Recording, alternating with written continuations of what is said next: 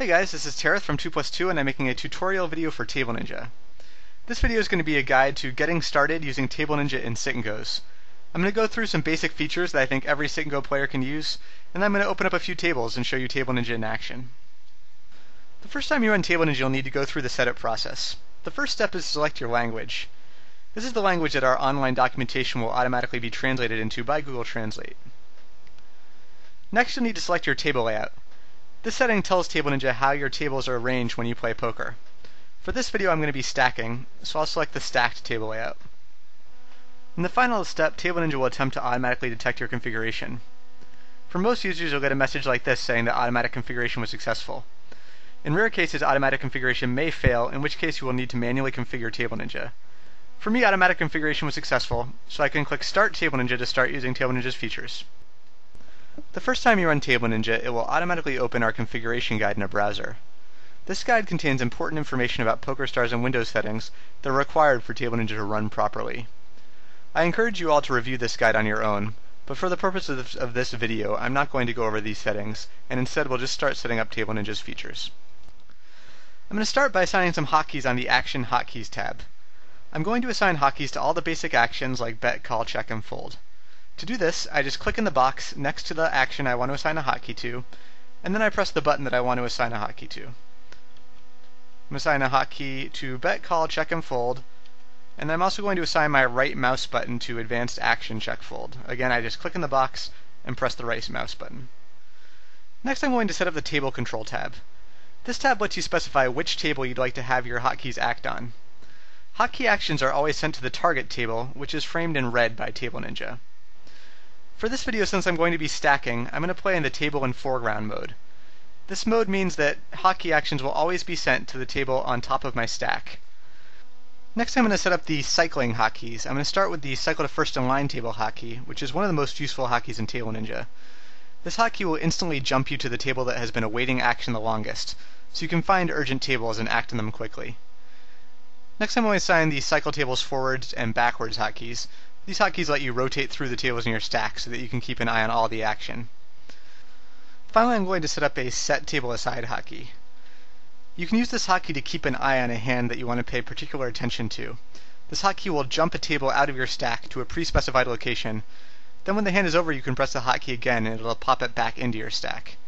To choose the location, just click the Choose Location button and drag the sample window to the location on your screen that you want the hotkey to send tables to. Then click Save. Next, I'm going to go to the Pot Betting tab. This tab contains the default bets, which are one of the most important features in TableNinja. Default bets are bet amounts that are automatically entered into the bet box anytime it becomes your turn, depending on the situation. I'm going to use the Big Blinds per limper option to specify that I want TableNinja to enter 3 big blinds plus 1 big blind per limper every time it becomes my turn pre-flop. In raised pots, TableNinja will enter a 3-bet amount, which will be 100% of the pot.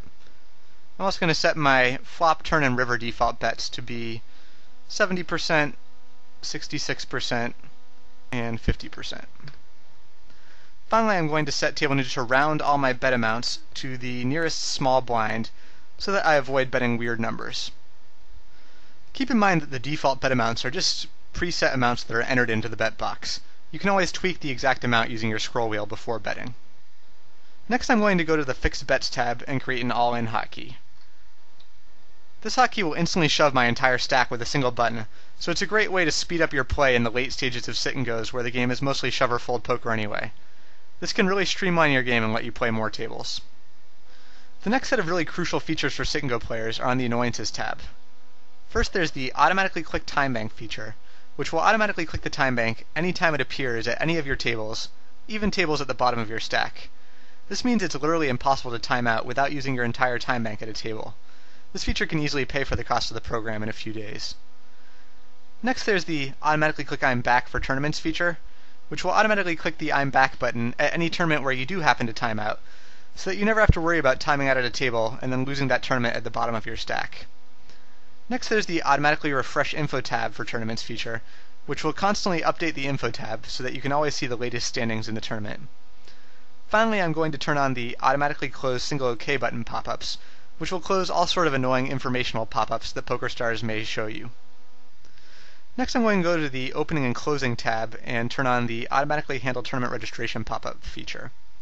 With this turned on, I can register for tournaments with a single click. As soon as I click Register in the PokerStars lobby, TableNinja will automatically handle all the pop-ups associated with registration. I'm also going to turn on the Tournament Closer. This will automatically close finished tournament tables 2 seconds after they end.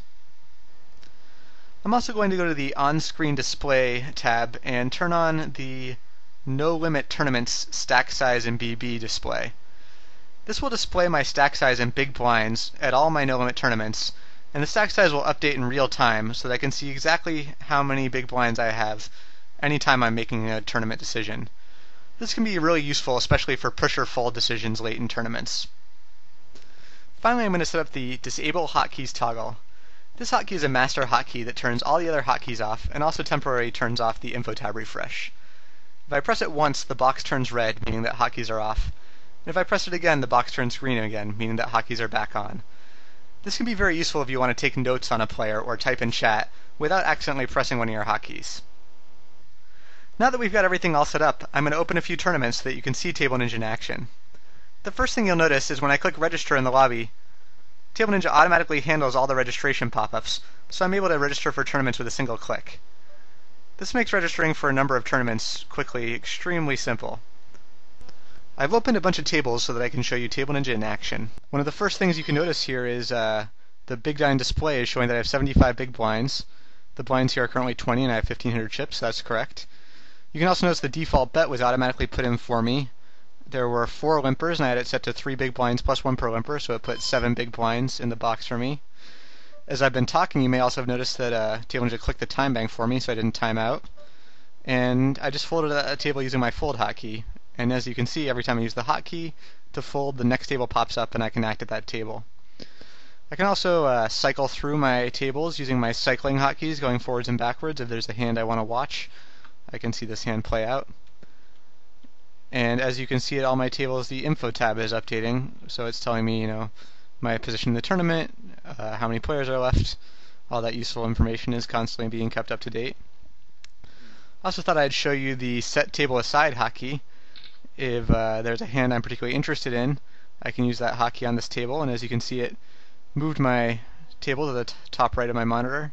And if I use it again, it jumps the table right back into my stack.